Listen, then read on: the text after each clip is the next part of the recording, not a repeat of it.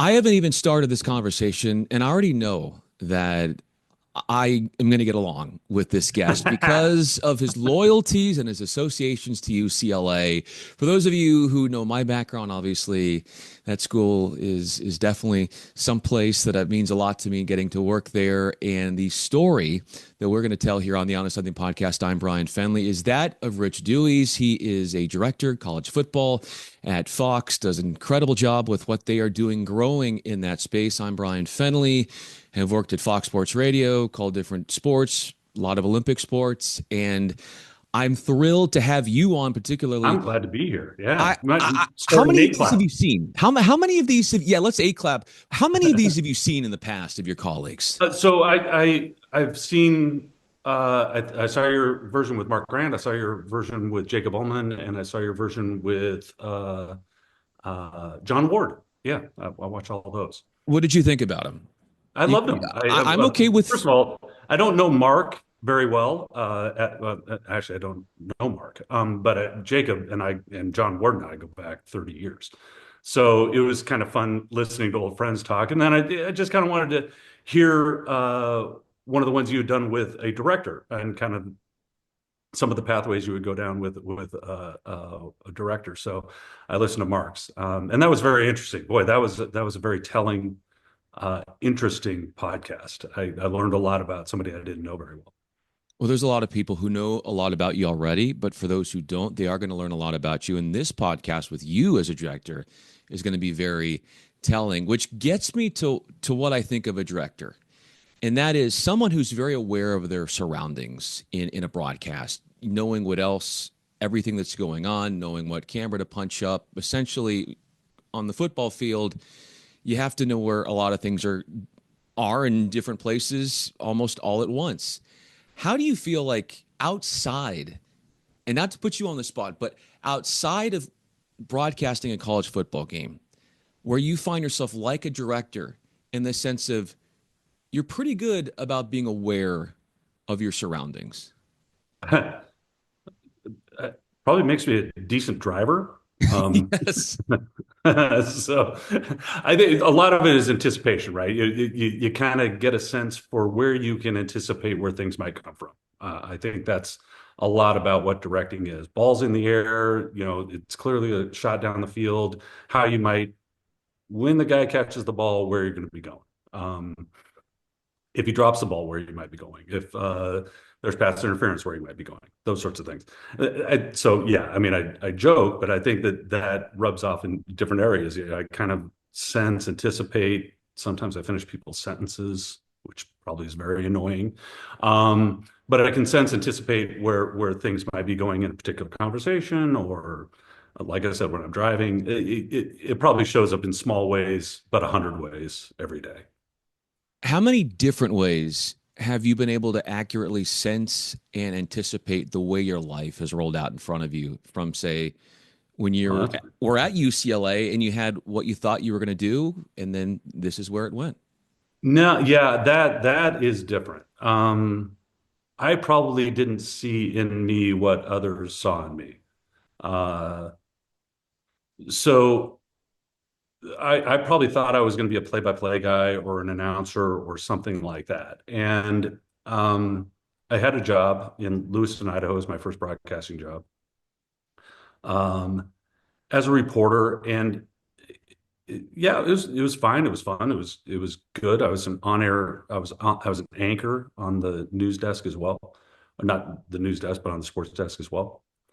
What I learned is I didn't like the routine of it all. Right? It was kind of the same kind of routine every day. Get up, do a story, go on the news, read it, go. And I didn't like that part of it. What I did like was going out and reporting on stuff, writing about stuff, that sort of thing, piecing stuff together, editing it.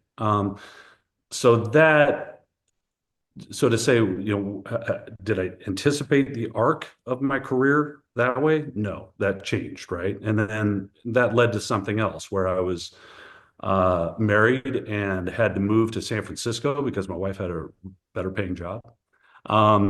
So then that changed it again, and how I redefined what my career was going to be, and that was more of a line producer for ski racing of all things. Oh, So it every step of the way they kind of changed art, and that transformed. I got a shot to go work at Fox, and we can get more into that and how that developed if you want. Um, but then while I was at Fox as an associate director, there's kind of that choice whether you're going to go the producing route or you're going to go the directing route. And based on my background before, I probably would have said that I was going to be a producer early on in my career in Fox. But others thought differently and saw something different in me, and encouraged me to go along the directing route. Most notably, Artie Kempner, whom you probably know. Um, so that's the way I went. There was probably a little bit more opportunity for me there in that space, and I'm glad I did. It worked out. It probably better suits my, even though I couldn't have anticipated it, better suits what I am and who I am, than maybe producing does. what did they see in you that you didn't see in yourself that made them think you'd be better suited for going down the route of being a director? It probably had to do with a lot of piecing things together, putting shots together, ordering them, um, that sort of thing, I suppose. Than broad overview or arc or storyline or um, I don't know. To be honest with you, I don't really know. I could guess that, but that would probably be what I would say is that my ability to kind of stitch together um, pictures, whether it was edited or not, edited or live, was probably some of that. I would guess. How do you feel like you've been able to stitch the pictures together of being a girl dad? That's boy, it's a really good question. Okay, every day is a different challenge. They're grown and they're great and they're married and they have lives of their own, and so I guess you could say yes, successful, but the not just me, obviously, right? My wife, 36, 7 years now, has is a bigger part of that maybe than I ever could be. But the one thing we always try to do is just come up with a plan, be a unified front, and parent that way, right? Uh,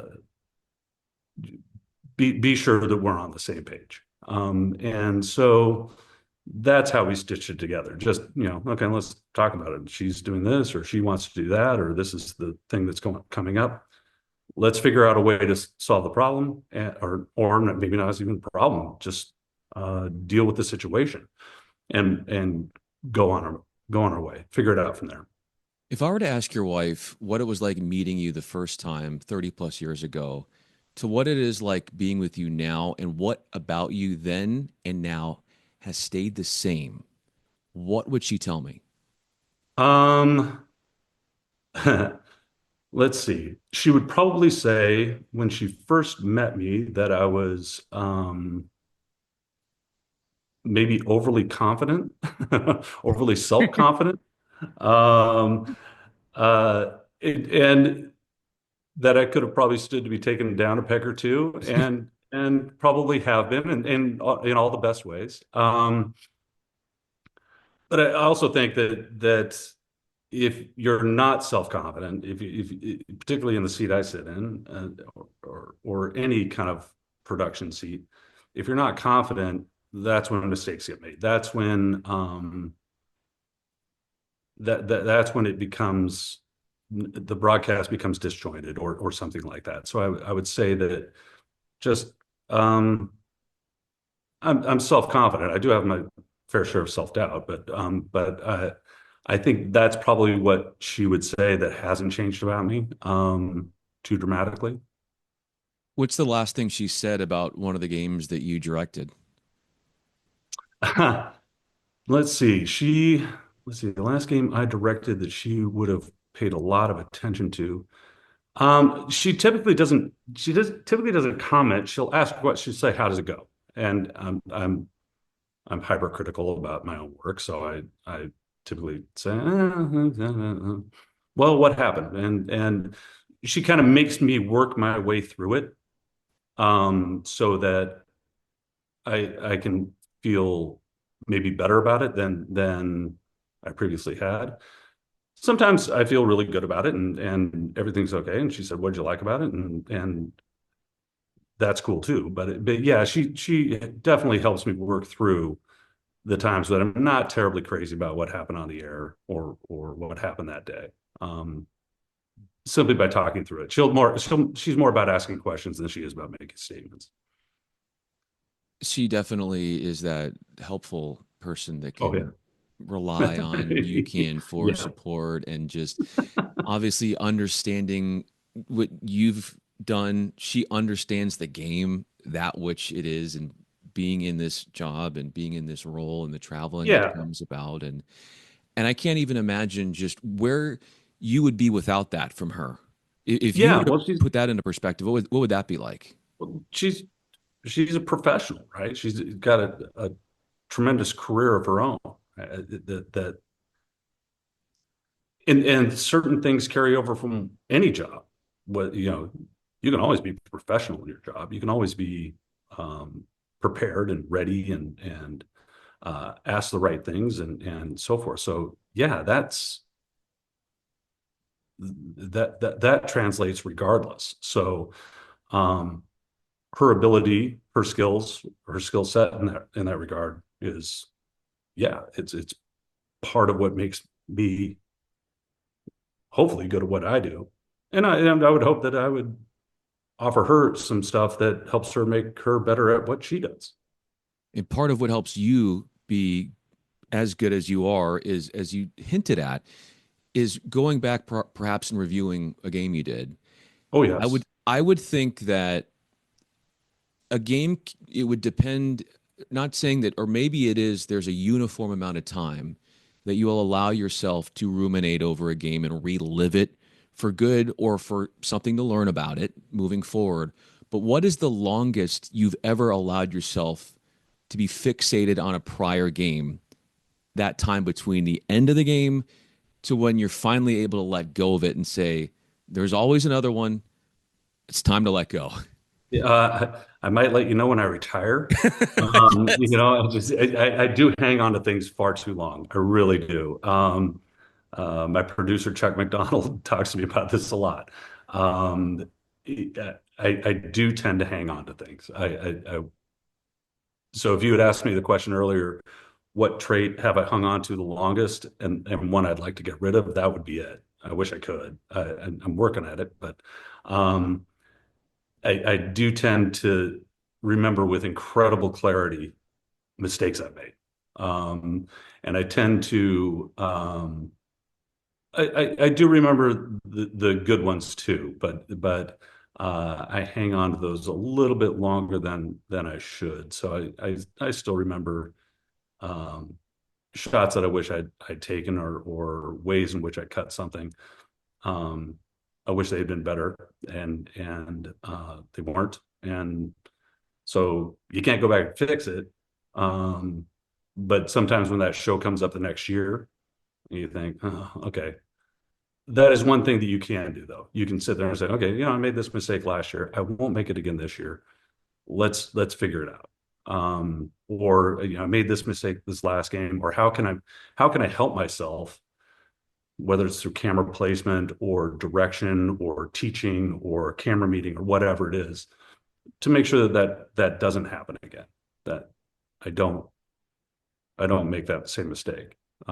So I would say I don't know that there's a prescribed length of time, Brian. I just it kind of hangs with you, and then maybe it comes up again 5 years down the road when you're doing that show again or going to that place again or whatever it is, and you think, oh, you know what? Last time I could have done this. let's rethink how we're going to put it on the air, and therefore, not make that same mistake again, At the end of the or day, improve upon whatever it was that we did. there is a reasonable purpose for why you're doing that. It's ultimately making you better at what you Sure. do. So obviously we're pointing it out because it's who you are, but it also makes you what you've done and who you've become as a very talented, successful director. It's those the inner skills that you've been able to master that allow you to do that. You talked to me about how hard it is to let go, like in the broadcasting space. If Mhm. we're going to go outside the broadcasting space, where is it easiest for you to let go? Oh, maybe I'm like on a golf course. Yeah, yeah, because you just got to hit the next shot. Um, but that's one thing. So kind of going back a bit, I remember listening to Tiger. I think it was in his major championship playoff against Bob May or something like that. And he hit a putt, and he missed it, and he came back in the playoff and he made it. And it was because he remembered it was basically the same putt, and he remembered the mistake he made before. And so I think that while ruminating on it, while thinking about it, you can then improve upon it, right? I think that's a really good lesson that sports teaches you that, okay, you're going to make mistakes, right? So when you get outside of the sports world or broadcasting world, you're going to make mistakes. So figure out how they're analogous to one another and see if you can make it a little bit better. Um, I don't know if that answered your question, but It does, but um, the question I want to ask is what's the best golf shot that you've ever hit? You didn't answer that question. I didn't answer that question. Let's see. Best golf shot I ever hit. I had my best round last summer, which was nice. It was a place called Gamble Sands in the center of Washington State. Um, and probably, it's probably my second shot on an uphill par five to about 15 feet. Didn't make the putt for eagle, but that second shot was pretty good. Had How would to you, I was going to say, how would you have directed that shot if you were televising it? uh, depends on how many cameras I would have had. Let's say But there's no limit to the amount of cameras you there's have. no limit. I think the one thing you want to try to capture the emotion of the thing, and you want to try to capture the result of the thing, right? Not in that order. So first things first, right? You gotta see the ball make contact, and then all the way up to the green, and then wherever it finishes, it finishes. But then you would have liked to have seen the reaction that I had after hitting it. Now it was a pretty blind shot, so I don't know that I would have had much of a reaction. I knew it was good, I just didn't know it was that good. So I probably wouldn't have had much of a reaction, but I think that whatever there is, you ought to show, right? That there is one thing that frustrates me watching some sporting events is the ball going through the basket, or the ball going into the cup, or the catch being made six times in a row, because you have all this equipment, right? You have all the equipment in the world that you want to do, but you don't see what the reaction is by the defender, by the offensive player, by the coach, by the, we get it. It was caught. It went in the hole. So let's move on from that and get more involved in a bigger story. So that would be the way I would love to direct something, whether it was the golf shot, which wasn't that spectacular, but whether it was a golf shot or anything else. I think that's an important part of covering sports. How was that shot next? The hovering over the 15-foot putt. I just missed it. Just missed it to the right. I didn't hit a bad putt, but it just didn't go in the hole. That's fine. We don't remember those as well We as don't the game remember those, goes. but I think it's one thing kind of golf or any sport, but I particularly like golf because it teaches you that you could do good things and they're not all going to go in. They're not all, you're going to get some bad luck. Some haywire is going to go goofy. So I used to be way worse in terms of letting things go in my earlier life than I am now. I'm still not great at it, but it's gotten better. And I think that some of those things outside have helped me do that. Certainly children, married life, uh, going on a golf course, whatever it is, has helped me deal with some of those things. One of those things that you did and you are doing is you're working at Fox. And Mhm. if I'm not mistaken, you sort of joined near the genesis of Fox. Not Yes, so actually, very, yeah. yeah, very close to that. Mhm. How far along, innovation wise and technology wise, and all these other different ways, has Fox grown in their coverage of football from the day you worked there, the first day you walked through those doors, into what they're able to do now? Golly, in 100 different ways. First things first, the biggest, newest innovation from the day I started there was what is commonly referred to as the Fox box, right? The constant score time. And that was kind of the very first thing that differentiated 1994 and after, and 1994 and before, right? Um, so that was a monster thing. We can't even imagine not having that anymore. It's unimaginable. Frustrates you if you don't. And now, if you don't see balls and strikes, and where they are, pitch by pitch, stuff like that. All that was born out of that 1994 start of Fox Sports. Um, Super Slow Mo has had a huge impact. Skycam, huge impact. File sharing, an enormous impact. I remember when I first was at Fox Sports, we would go to the game, we would take the reels from the truck, I would take them back to Los Angeles, I would melt them down in Los Angeles, and then go home to Seattle.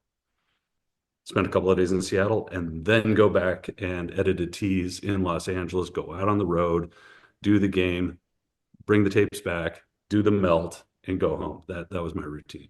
And why did you make that your routine? Partly because I had to. I didn't have an editing facility. It was kind of the Fox called me up literally the Monday before they were starting football the following Sunday. Somebody backed out at the last minute. I lucked into a slot, and they said, "Would you be willing to do the melts in LA because we don't really want to pay for an editing facility in Seattle for you to do that. We don't have a relationship or a deal or anything like that." So I said, yeah, I mean, for the chance of the gig, sure. I can do that.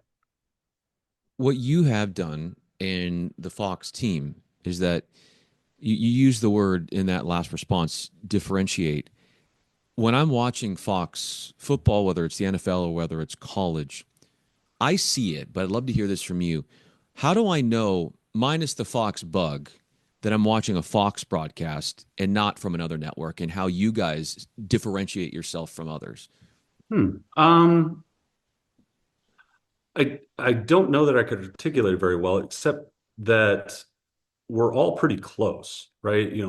Artie and Rich and me, sorry for your listeners, Artie Kempner, Rich Russo, who directs the A show on NFL, Artie Kempner, who directs the B show on NFL and also Daytona 500 and NASCAR, and me and a couple of others all kind of came along at the same time. And we've remained friends and we share ideas and so on and so forth. So, and kind of have basic philosophies about it, I suppose. So that's kind of how I would describe. I don't know how to say we do things differently other than to say that we talk a lot and share a lot, and maybe bounce ideas off of each other quite a bit, and copy each other. I mean, well, I can't say them about me, but I can say me about them. I mean, I watch their shows a lot and say, that's a good idea. I should include that. And that's not to say I don't do it with other networks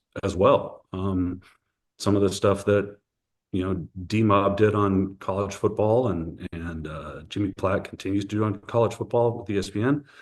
I'd be a fool not to take some of those things. Steve Milton from their CV. I'd be a fool not to sit there and look and say, you know what, that's a pretty good idea. I should incorporate some of that. So maybe that's it. Maybe I can't speak for the others. Maybe I'm more willing to copycat than others, and maybe make it look different that way. I don't know, but um, I don't think we should be afraid to do that. There's good ideas everywhere. The closeness that you have with your team, it shows itself on the broadcast. So I think you I did agree with hit that. Yeah, hit it something there, and it comes down to the communication that you have with one another and the shared yeah. ideas and the willingness to change on the fly and do different things. I'm curious that the things that you've learned from Fox on the NFL side, and how those have sort of trickled their way into college football, the great ideas and things that you can use too.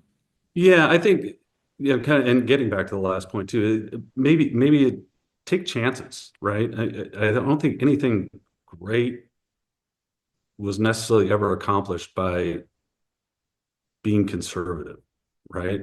I do think you have to be able to teach it so that certain people do their jobs with discipline, so that others can take chances and not hurt your coverage, right? I think that's an important detail. So when I, in looking at the NFL stuff, um, so much of it is about matchups and so forth, isolations and that sort of thing, because that's a big part of NFL football. And that's something we can use in college football. Uh, but you've also got to recognize the college game is a different game. It's played at a different pace. The hash marks are a huge difference in college football, and then your resources are vastly different depending on what stadium you're in. University of Michigan, you don't get a sideline card. Um, that's not just particular to that stadium. There's many stadiums. And sometimes you have to, your handheld on the sideline has to unplug, go through the stands, get to the other side of the bench, and replug, stuff like that. So you got to come up with solutions that are creative that way. Um, so that would be the difference in college football. But you should take a lot of those principles from the NFL and how to cover a game, so that you can figure out how you can take your chances with your other stuff, right? The discipline of NFL football in terms of covering matchups, isolations, and that sort of thing, that probably doesn't change. The way in which you take chances in college football is the way it does change. And then how to capture the atmosphere of college football that's just different than the NFL. What hasn't changed when it comes to your love of volleyball? Oh, um, so my wife played volleyball. So I played basketball in high school, and so when we were starting our season, the volleyball season was finishing up. So we shared gym space and stuff like that. So I, got to watch volleyball. Boys volleyball wasn't a thing, but girls volleyball was. They were really good. My wife played on that volleyball team at Mercer Island High School. So I started enjoying it then. I really started enjoying it when I went to UCLA. That I befriended a number of people on that team. They went to the national championship and won it at Pauley against Stanford in a crazy match. And so my feeling for volleyball, it's a lot like football. People want to liken it to basketball. It's not. It's There are defined roles in ways in which you do things, and there's specific patterns, much more like football. You can have a dominant scorer like you do in basketball, but to me it's much more analogous to football. And in football, even though I play basketball, football is a fun sport to watch and cover. I mean, we love doing it. In that way, I think volleyball, that my love of volleyball has adjacent. My daughter played in high school. She was a three-time all-league player. My nieces currently are at Penn State playing volleyball. So I'm very invested in volleyball.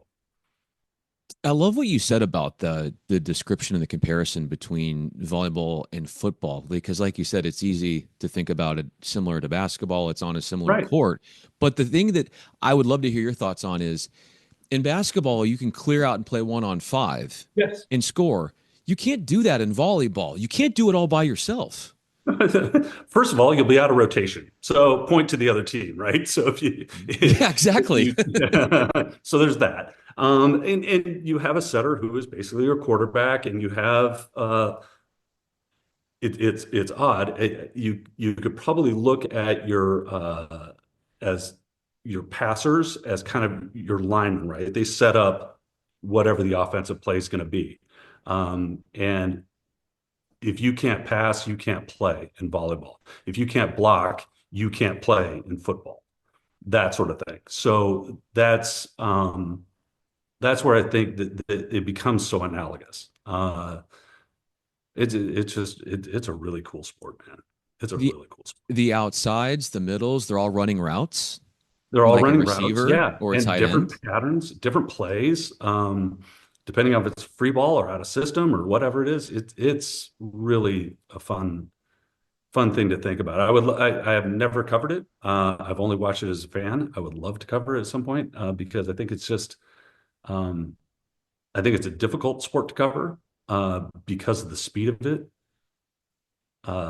and how much a game can change just by that, right? You know, just a ball off a fingertip can change the complexion of a game. So a lot at stake with very small pieces changing the way games are played.